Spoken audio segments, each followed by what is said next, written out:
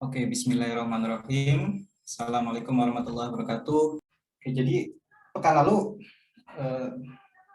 dibahas tentang blood-brain barrier, ya. Jadi bagaimana otak kita, ya sebenarnya tidak hanya otak, tapi bagian di spinal cord, gitu ya.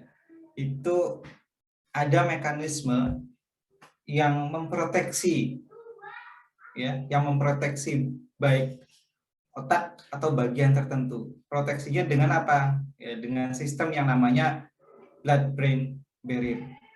Ya.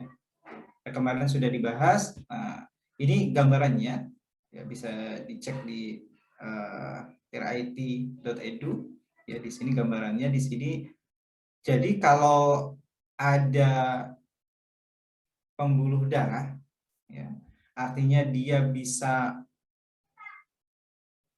menyalurkan atau mendistribusikan, ya, distribusi red blood cell, ya, nanti bersinggungan dengan otak atau bagian otak, ya,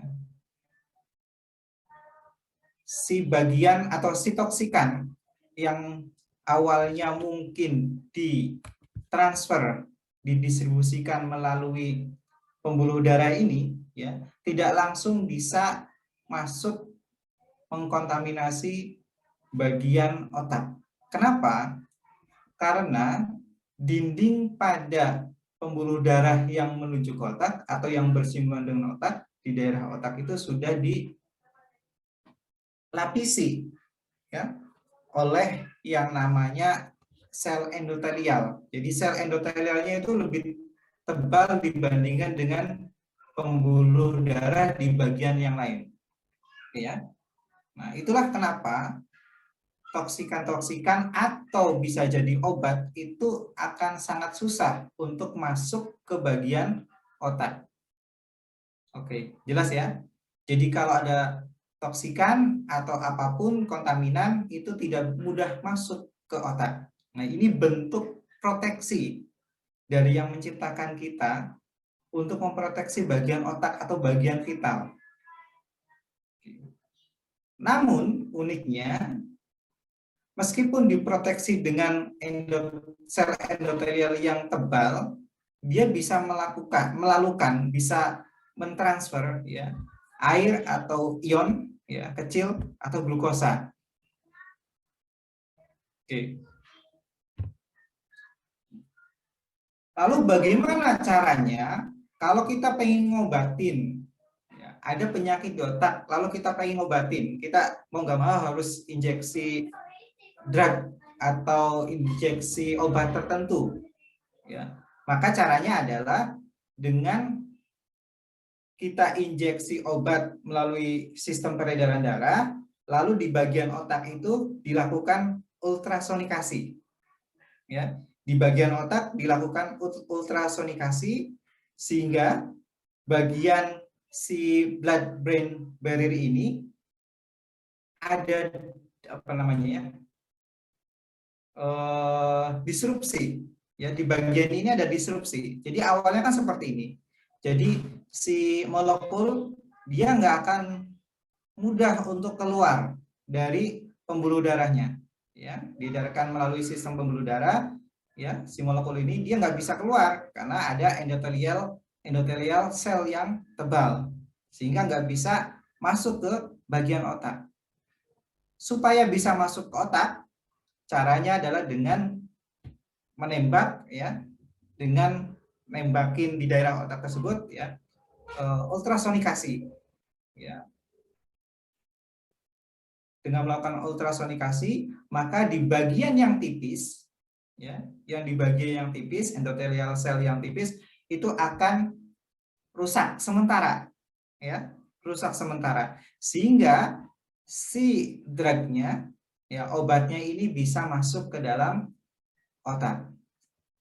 Lalu dia akan kembali lagi seperti itu. Jadi beberapa riset terkini menyatakan bahwa, ya, ini salah satu contoh, ya, teknik untuk tadi kita menggunakan obat Dan obatnya itu targetnya adalah otak. Sedangkan otak ya tadi ada kendala ya yang sebenarnya adalah proteksi dari yang menciptakan kita supaya tidak terkontaminasi. Jadi mau nggak mau di bagian sel pembuluh darahnya itu dia harus disrupsi dulu sehingga ada sela. Nah, molekulnya nanti bisa keluar dan masuk ke bagian otak tersebut. Ya, namanya teknologinya non invasif ya karena tidak merusak permanen ya, tidak merusak permanen si bagian otak atau endotelial sel di membran di membran di pembuluh darahnya seperti itu. Ini mungkin yang bisa ditambahkan ya. Kalian bisa baca ya. Ini sebenarnya tidak hanya tadi di bagian pembuluh darah ya, di sistem otak itu ini banyak proteksi ya. Dan itu biasanya pada strukturnya yang memang lebih kuat dibandingkan dengan yang lainnya di bagian pelapisnya ya. Kalian bisa baca, saya lupa mencantumkan sumbernya di sini. Tapi kalian bisa baca ya di jurnal review ya yang judulnya Structure and Function of the Blood-Brain Barrier. Nah, nanti bisa baca di sini ya, lengkap dengan pembahasan terkini ya, lumayan update tahun 2010 tentang struktur dan fungsi dari B3 ini ya, blood-brain barrier. Sampai sini ada yang tanyakan? Ya. Setelah toksikan atau xenobiotik itu didistribusikan ke organ-organ tertentu, maka si toksikan ini atau xenobiotik ini akan diproses, dimetabolize. Ya. Artinya ada konversi senyawa toksikan itu di dalam tubuh kita. Nah, nanti konversinya untuk apa sih sebenarnya? Targetan utamanya sebenarnya adalah supaya mengconvert to convert lipid soluble ya atau non polar komponen ya atau non excretable forms dari chemical tersebut menjadi bentuk yang lebih water soluble ya, lebih polar sehingga bisa diekskresikan oleh tubuh kita ya. Jadi intinya itu supaya lebih hidrofilik gitu aja ya, supaya lebih hidrofilik. Jadi kalau dia lipid soluble maka akan diubah menjadi apa? Water soluble. Kalau dia tidak bisa diekskresikan, tidak bisa dikeluarkan, diubah menjadi bentuk yang lebih bisa dikeluarkan oleh tubuh atau sel. Kalau dia cenderung non polar maka akan diubah menjadi bentuk polar. Sehingga nanti hasil akhirnya adalah hydrophilic compound yang nanti bisa dieliminasi keluar tubuh. Nah, gambarannya bisa seperti ini ya. Nah, kita mengenal ada xenobiotik atau toksikan di pertemuan UTS ya dengan Pak Hasim ya, mungkin sudah dibahas ada reaksi ya fase 1 dan fase 2. Kalau fase 1 berarti ada penambahan gugus fungsi ya yang menyebabkan dia lebih polar atau nanti hidrofilik sehingga nanti dia bisa mudah untuk dieliminasi. Ada juga fase 2 yang dia si toksiknya itu atau toksikannya itu dia harus atau diikat dengan molekul yang lain sehingga mudah untuk disekresikan ya. Ini kita sebut ya di fase 2 ya. Nah, produknya nanti bisa dieliminasi keluar tubuh. Oke. Seperti itu.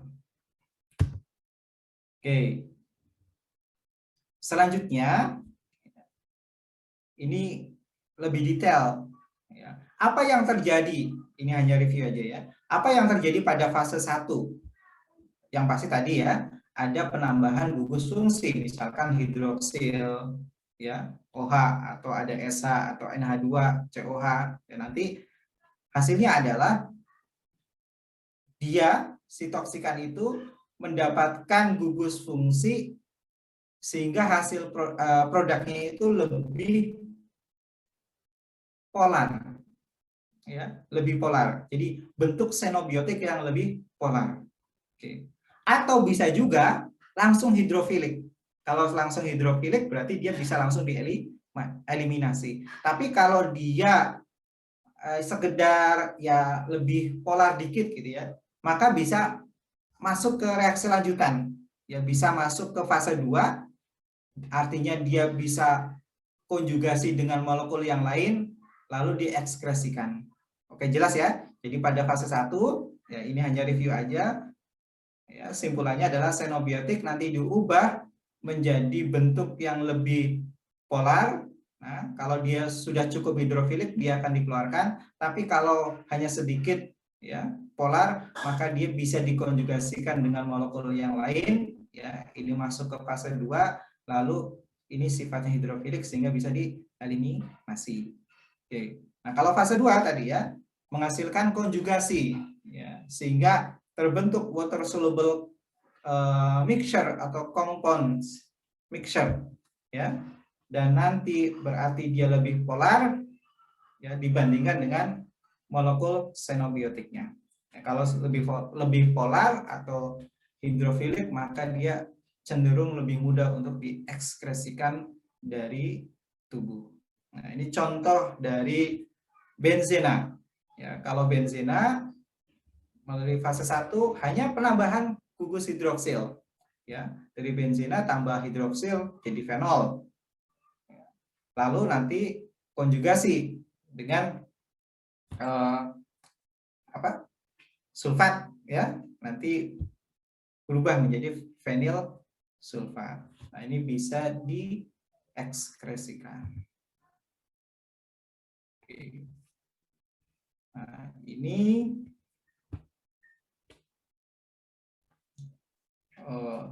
mereview lagi ya, bahwa toksikan atau xenobiotik ya bisa langsung ya dieliminasi atau diekskresi kalau dia bentuknya sudah hidrofilik ya. Kalau dia polar dia kadang perlu ditarik atau diikat dengan molekul yang lain ya, artinya konjugasi, jadi masuk ke fase 2.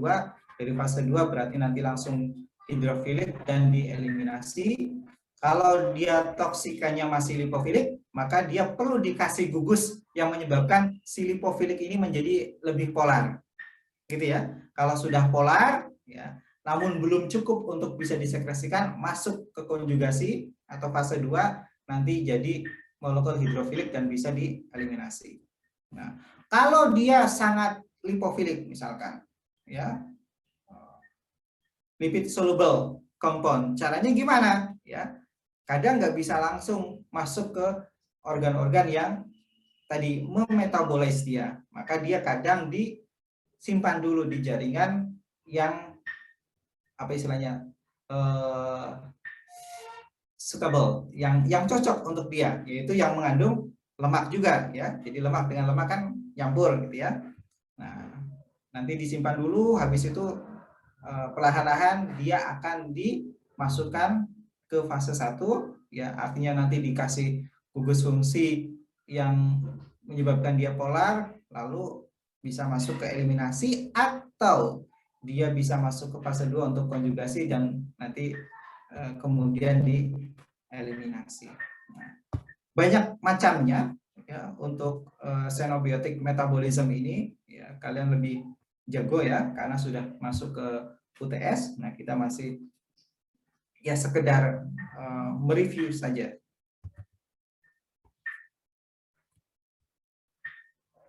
Oke. Contohnya ya, contohnya adalah paracetamol. Siapa yang nggak pernah mengkonsumsi paracetamol? Ya, hampir sebagian kita, ya, sebagian besar mungkin ya. Ini hanya dugaan saja. Sudah mengkonsumsi ini, entah waktu kecil atau sudah dewasa seperti itu. Jadi produknya macam-macam, paracetamol, obat penurun panas, ya. Ini strukturnya, ya.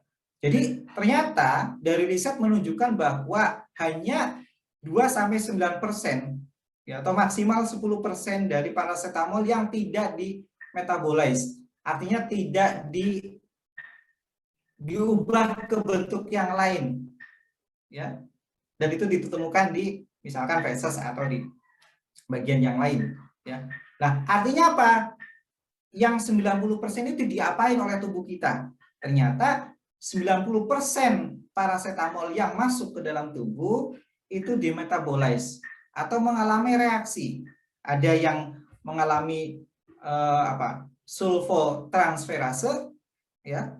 Proses untuknya itu enzimnya bisa sulfotransferase, ya. Prosesnya sulfotransferase artinya dia dikasih nanti sulfat, ya. Kalau kita perhatikan di sini strukturnya ada perubahan, ya. Di sini ada sulfat, hidrogennya diganti, ya. Jadi ini sekitar 25-35% dari metabolit, ya, yang berasal dari paracetamol, ya. Lalu bisa juga mengalami hidroksilasi atau metoksilasi. Hidroksilasi artinya apa? Ada penambahan hidroksil. Kita lihat di sini ada penambahan hidroksil atau penambahan metil, ya. Nah, di sini ya metil kan nggak bisa langsung, dia di metoksi, ya, metoksilasi di sini. Ada gugus metoksi di sini. Nah, dari gugus metoksi artinya dia mudah, ya, cenderung polar, ya, karena penambahan hidroksi di sini atau penambahan metoksi. Di sini kan ada pasangan elektron bebas, berarti dia cenderung polar, ya. Ini menjadi katekol, ya, sekitar 3-6% dari total paracetamol yang masuk. Dan itu bisa kita temukan di urin untuk bagian-bagian yang dari yang sudah mengalami tadi, ya, proses pengubahan menjadi lebih polar atau ke hidrofilik atau ke yang lainnya, ya. Ini contohnya untuk tiol bisa 5-12, lalu produknya bisa glukuronida, ya, bisa 40-65%. Nah, contoh lain, ya, dari reaksi pengubahan ini adalah acetaminophen. Acetaminophen itu analgesik juga kan, ya. Nah, contohnya misalkan dia diubah, ya, oleh enzim yang menjadi NAPI, ya. Jadi acetaminophen, ya, kadang, ya, metabolisme acetaminophen ini menghasilkan senyawa yang lebih toksik. Nah, ini yang perlu diperhatikan, ya. Ya. Ada awalnya kan kita pengen mendetoksifikasi, artinya menjadikan acetaminophen ini dia nggak toksik, ya. Nah, misalkan menjadi acetaminophen sulfat atau glukuronida, ya. Tapi ternyata bisa menjadi molekul yang lain, ya. Misalkan kalau ada arilasi di sini, ya. Arilasi menjadi sebenarnya dari NAPKI nanti ada yang namanya reaksi tipe Michael, gitu, ya. Nah, nanti dia bisa mengarilasi protein sehingga dia efeknya lebih toksik, seperti itu, ya. Tapi dari situ sebenarnya bisa juga nanti diubah, tapi jarang, ya. Makanya ada kekhawatiran kalau kita menggunakan acetaminophen. Oke, nanti kalian bisa baca-baca, ya. Kalau nggak salah ini chapter, ya, bukan jurnal, ya. Kalian bisa searching di sini referensinya. Kalau yang di paracetamol bisa searching di jurnal yang ini. Lalu tadi saya singgung deaktivasi dan bioaktivasi. Ya, deaktivasi dan bioaktivasi. Deaktivasi artinya dari xenobiotik diubah menjadi nggak toksik sehingga bisa dikeluarkan, tapi kadang, ya, dia malah diaktivasi, ya, diaktivasi ini kadang, ya, lebih istilahnya menguntungkan bagi tubuh kita, khususnya untuk obat-obat yang dia baru bisa manjur kalau sudah mengalami bioaktivasi dalam tubuh, ya. Tapi kalau memang awalnya obatnya sudah manjur dalam kutip, gitu, ya, tapi setelah di bioaktivasi ternyata dia lebih toksik, Nah, seperti itu. Jadi bioaktivasi itu bisa bermata dua ya. Satu bisa menguntungkan, artinya lebih menguntungkan kita untuk berfungsi sebagai obat, ya. Atau bisa juga lebih toksik, artinya merugikan kita. Nah, itu.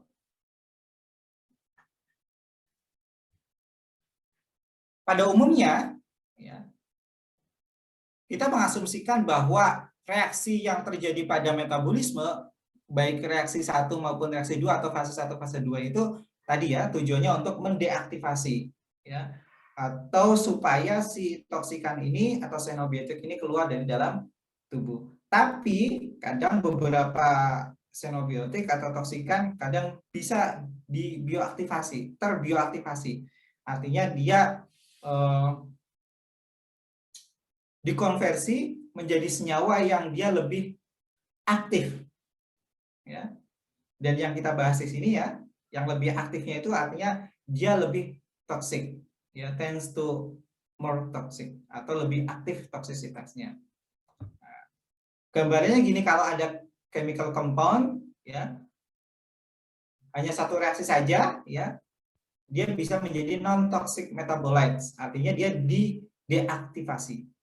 Tapi ya, kadang chemical compound tersebut masuk melalui suatu reaksi, masuk ke reaksi, dan dia lebih toksik, artinya dia dibioaktivasi, lebih toksik, ya, maka dia harus masuk ke jalur yang lain, direaksikan, ya, sehingga dia terdetoksifikasi, ya, atau bahkan ya dia bisa apa ya, sangat toksik sehingga dia apa ya, produknya itu malah nggak bisa diapa-apain oleh tubuh, bahkan dia cenderung untuk lebih toksik lagi hasilnya, seperti itu.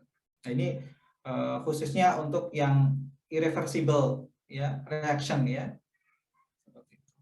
Tapi memang kalau reaksi-reaksi metabolisme drug atau xenobiotik, ya, memang dia tidak reversible, ya, seperti itu. Artinya ya kalau sudah lebih toksik, ya mau nggak mau diteruskan reaksinya sehingga nanti ke nggak toksik seperti yang di step 3 ini, atau dia mengalami reaksi lain lanjutan sehingga dia bahkan lebih toksik atau menghasilkan sesuatu yang merugikan bagi tubuh kita atau tubuh organisme tertentu.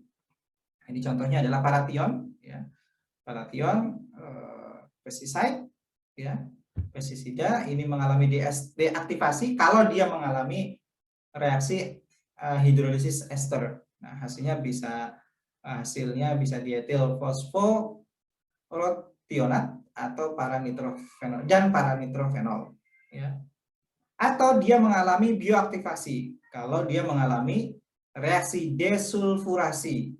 Nah, ini. Nah, yang bentuk seperti ini, ya,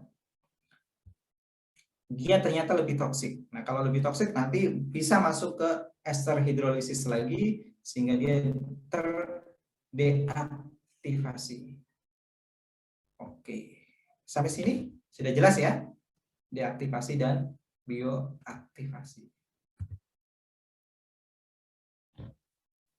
Nah, lalu ada faktor-faktor yang mempengaruhi metabolisme. Ada faktor-faktor yang mempengaruhi metabolisme. Ya, jelas saja spesies atau strain atau variasi genetik pasti akan mempengaruhi metabolisme senyawa toksik. Ya, akan mempengaruhi metabolisme senyawa toksik tersebut. Nah, contohnya kalau di sini, ya, spesies yang berbeda, ya, ada mouse, rabbit, rat, and dog, ya. Nah, di sini durasinya itu beda-beda, ya, dan relatif enzim activity-nya juga berbeda-beda. Ya, kenapa? Karena spesiesnya juga berbeda. Ya, atau bahkan dalam satu spesies juga mengalami perbedaan, ya, khususnya untuk yang mengalami polimorfisme, ya, mengalami polimorfisme. Kalian cari, ya, sudah ada paham kalau sudah belajar genetik, molekular genetik, sudah tahu polimorfisme. Jadi dalam satu individu bisa berubah atau berbeda-beda, ya, bentuknya. Gitu. Nah, ini dicontohkan di sini ada apa ya? Nah, ini contoh-contoh ini aja ya. Toksikan bisa dilihat pada kasus heksobarbital, alfa toksin B1 dan lain sebagainya. Ya, artinya metabolisme senyawa-senyawa tersebut akan sangat dipengaruhi oleh spesiesnya apa, ya strainnya gimana, lalu variasi genetiknya juga seperti apa. Oke. Metabolisme senyawa toksik juga bisa dipengaruhi oleh usia. Ya, contohnya nih, bayi ya atau manusia yang baru dilahirkan,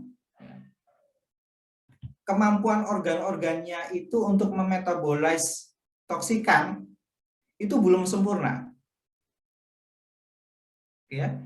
Jadi kemampuan hati, ya, lebih khusus ke hati. Kenapa? Karena apa istilahnya? Hati itu ini ya, tempat detox yang paling canggih gitu ya.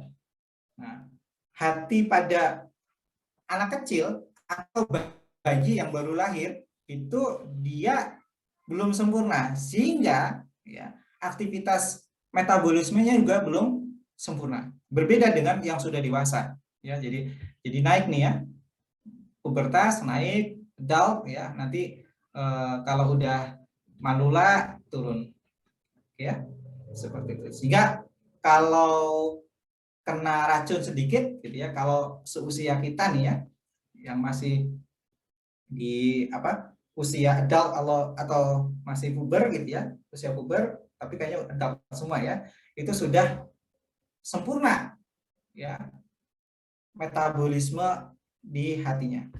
Ya, nah ini contoh lain diet ya. Jadi pola makan juga akan sangat mempengaruhi. Jadi ini contohnya, nah, atau ini exposure ya, exposure terhadap senyawa tertentu ya. Jadi ada exposure PCB gitu ya. Nanti ternyata dia akan menurunkan half life ya, menurunkan half life. Kalau sudah menurunkan half life artinya lebih cepat untuk termetabolisme ya, dimetabolize seperti itu. Oke.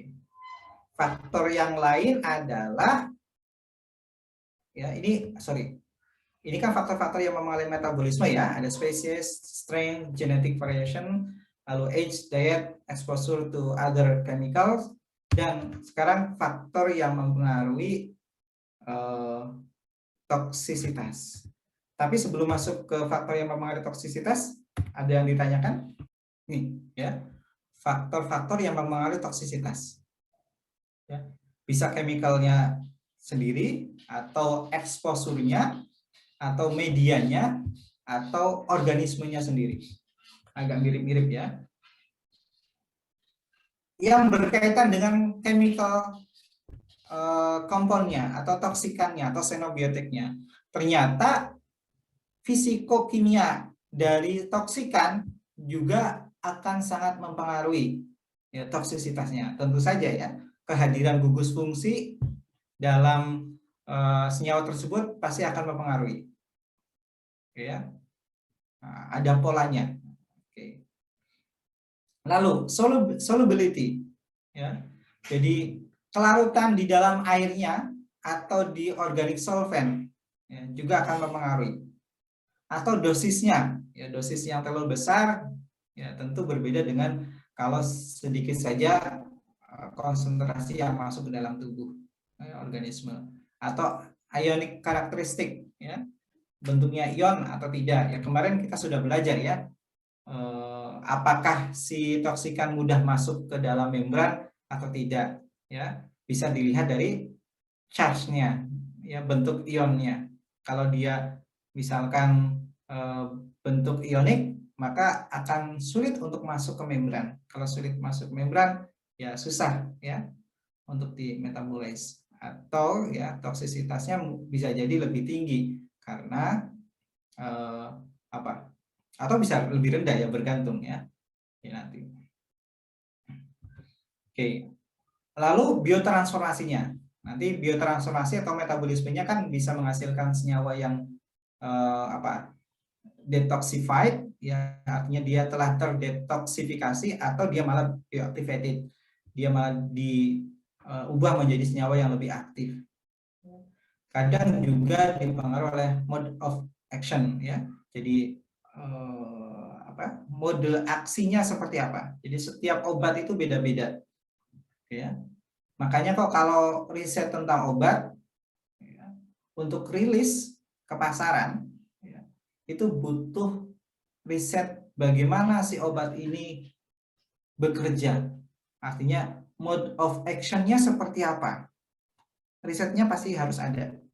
Kalau nggak ada ya, tahu-tahu nanti toksik gitu kan, itu nanti bermasalah. Ya. Kenapa kok dirilis obatnya? Gitu. Atau yang ketujuh, interaksi dengan other chemicals. Ya, interaksinya bisa antagonisme. Ya. Artinya kalau ada dua senyawa A dan B, ya, berinteraksi, antagonisme, jadi dia saling meniadakan, ya, jadi nggak toksik lagi. Atau kadang menambahkan toksisitas, ya, ini toksisitasnya dayanya 5, ini 5 nambahin jadi 10 misalkan. Jadi misalkan kalau ada alkohol dengan antihistamin atau sedatif, jadi makanya kalau ada menggunakan obat-obat sedatif atau antihistamin, ya, jangan mengkonsumsi alkohol, ya, atau mengkonsumsi makanan yang mengandung alkohol, itu kan ya, tidak harus alkoholnya seperti itu. Atau increase toxicity, ya, artinya increase itu apa? Awalnya 5, A5 toksisitasnya, kalau yang B5, kalau ditambahkan tidak 10, tapi dia bisa 80 atau 100. Nah, itu namanya sinergisme. Jelas ya, kalau aditif itu sekedar menambahkan 5 tambah 5 10, kalau sinergisme 5 tambah 5 bisa jadi 50, 80, 100. Contohnya adalah pada BHT dan oksigen, ya. Butylated hydroxytoluen dan oksigen nanti akan bisa mengakselerasi atau meningkatkan toksisitasnya. Atau pada karbon tetraklorida CCl4, ya, dan etanol di hati. Jadi kalau ada CCl4 terpapar gitu ya, terus orangnya peminum, dalam kutip peminum alkohol, ya, maka toksisitasnya akan lebih tinggi dibandingkan dengan orang biasa normal yang nggak peminum, ya, tapi dia sama-sama terpapar karbon tetraklorida atau kloroform. Seperti itu, ya.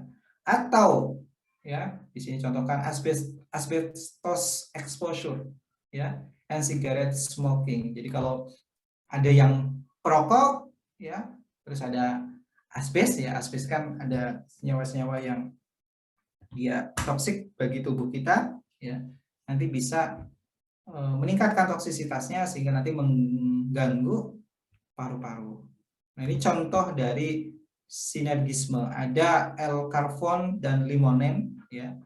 Nah, senyawa ini efek, saya lupa nih efek apa, kayaknya ya pesticide, ya. Ini jadi mempengaruhi adult and larvae of Tribolium castaneum. Seperti itu. Sampai sini sudah mulai pusing. Oke, saya lanjutkan ke ini, ya, yang berkaitan dengan exposure, ya. Jadi rute exposure-nya juga sangat mempengaruhi toksisitas, ya, ya. Oh, jadi kan chemical berkaitan dengan chemical compound-nya, terus yang kedua berkaitan dengan exposure. Jadi rute exposure-nya juga sangat-sangat berpengaruh. Misalkan kalau inhalasi, ya, inhalasi, maka dia akan lebih mudah untuk istilahnya membuat toksik, karena langsung kan masuk ke dalam sistem pernafasan, ya, pernafasan itu masuk ke paru-paru, nanti bisa mix dengan sistem pembuluh darah kan, melewati sistem pembuluh darah lalu disebar kayak gitu. Beda dengan kalau misalkan dari kulit misalkan. dari kulit, maka dia harus melewati kulitnya itu dulu, ya, stratum corneum, terus dia melewati, nanti bisa nembus, apakah bisa nembus ke sistem pembuluh darah atau tidak. Nah, kalau sudah nembus sistem pembuluh darah, nanti bisa lewat, yang memanfaatkan pembuluh darah itu untuk beredar ke seluruh tubuh, seperti itu. Nah, ini artinya gitu ya, exposure route ini sangat berpengaruh terhadap ini ya, si toksisitas xenobiotik. Atau yang kedua adalah exposure duration. Ya, jadi ada yang namanya LC50, LD50. Nah, saya pengen tanya. Oke.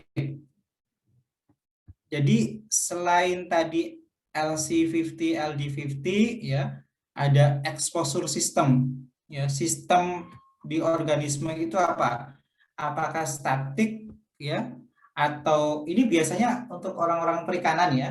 Orang-orang perikanan itu di akuarium misalkan. Nah, jadi airnya itu atau di tambak gitu ya, airnya itu sama aja atau ada pergantian seperti itu.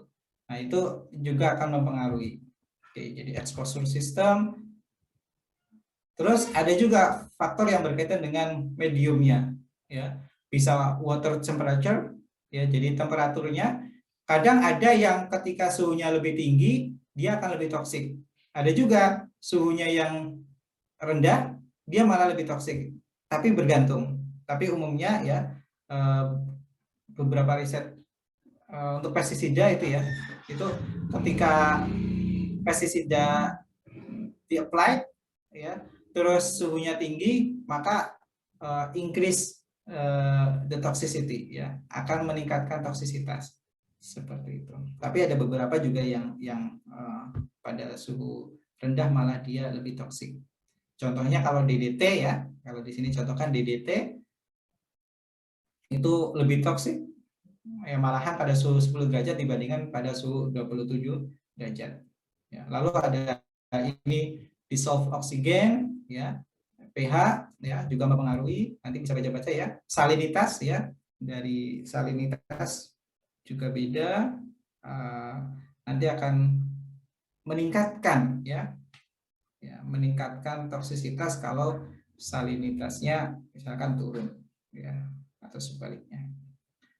Water hardness ya, jadi TDS ya, total dissolved solid dan sebagainya, itu kan akan menentukan water hardness-nya, nanti juga akan berpengaruh terhadap toksisitas. Atau mungkin ada yang lainnya ya. Di sini suspended and dissolved matter ya. Ya, itu TDS ya. Atau apa tuh? Ada. Jadi kalau kalian memasak air gitu kan, terus dipakainya panci atau apa gitu ya, gitu. Itu biasanya di bagian bawah ada kerak gitu kan. Berarti kan itu ada kandungan Ca atau Mg-nya di sumber air yang kita gunakan itu tinggi. Nah, itu artinya kan sebenarnya TDS-nya tinggi gitu kan ya. Nah, itu bisa juga mempengaruhi si toksisitas. Ini berkaitan dengan banyaknya pengkelat ya.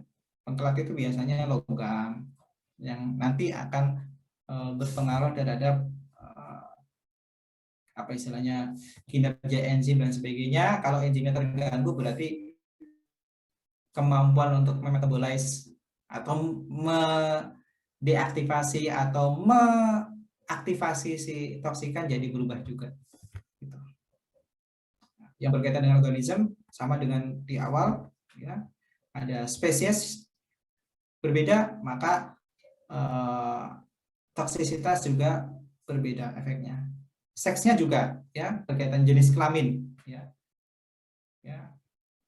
Karena apa? Jenis kelamin itu akan apa ya, mempengaruhi kondisi hormonal dan proses metabolismenya ya, maka toksisitasnya juga akan berbeda ya. Contohnya di sini pada spesies ya, apa tuh, males in some species beta transform compounds more rapidly than females. Jadi Yang jantan biasanya lebih mudah untuk metabolize tertentu dibandingkan dengan females atau betina. Tapi ini tidak berlaku untuk keseluruhan ya, kadang ada yang kebalikannya.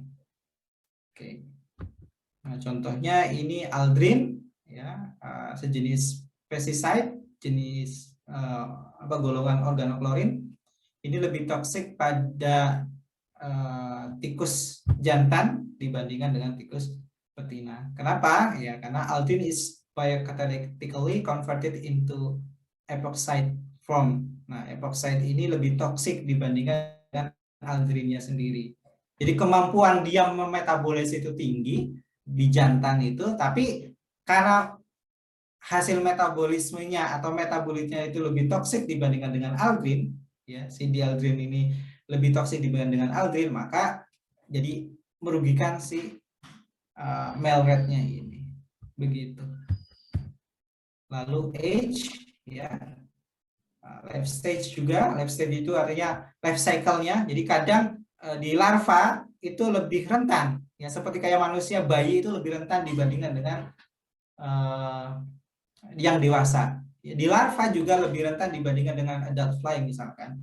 Nah, ini contoh metamorfosis atau life cycle dari adult fly, dari fly, lalat. Oke. Ya, makanya biasanya kalau saya uji toksisitas, saya pakai LD50 ya, pencarian LD50 pesticide, khususnya insecticide, saya menggunakan larva, ya, lebih stabil dibandingkan dengan kalau saya menggunakan hewan besarnya ya, lalatnya. Atau size, ya, size juga ukuran ya, ukuran itu juga mempengaruhi toksisitas.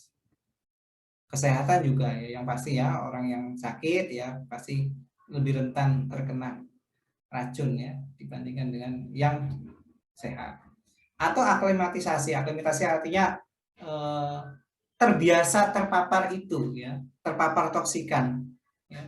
Apakah si organisme tersebut terbiasa terpapar toksikan atau tidak. Nah, ternyata itu akan mempengaruhi kemampuan mendetoksifikasi si toksikannya ya, sehingga mempengaruhi toksisitasnya seperti itu. Dan ini beda-beda antar organisme. Oke, nggak ada? Sekarang waktunya sudah habis ya. Tapi yang ingin ya saya sampaikan ya, jadi kita akan belajar ya di pertemuan 10 dan 11 ya, kita akan belajar eliminasi bagaimana si senyawa yang sudah dimetabolize, tadi kan fase 1, fase 2, terus ada faktor-faktor yang menentukan metabolismenya ya. Metabolisme si toksikan ini, xenobiotik ini. Lalu dia akan dieliminasi. Nah, pertanyaannya bagaimana tubuh kita mengeliminasi atau mengekskresi xenobiotik ini? Ini yang sangat penting. Nah, kalian bisa pelajari terlebih dahulu. Insya Allah next week ya. Sorry, ini belum share screen ya. Nah, insya Allah nanti next week kita akan belajar ini. Ada 27 slide, mudah-mudahan nanti bisa dibaca terlebih dahulu. Begitu aja. Assalamualaikum warahmatullahi wabarakatuh.